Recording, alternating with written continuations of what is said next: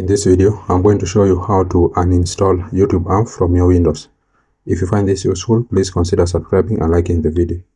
Now to get started, go to your taskbar at the bottom, then click on search. Then search for control panel. Then open control panel.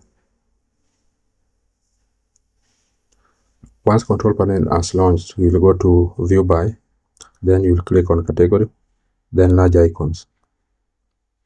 Then you will come to programs and features.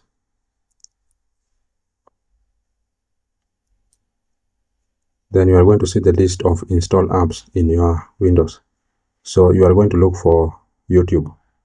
So it is here. So just click on it once, then come at the top here, then click on uninstall. Then continue.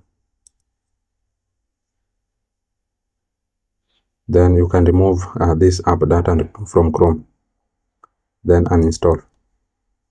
So it is going to take a little bit of time, so just give it time for it to finish. So as you can see, the app is no longer here.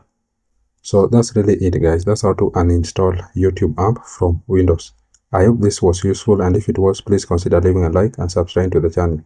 Thank you guys for watching, and see you in the next one.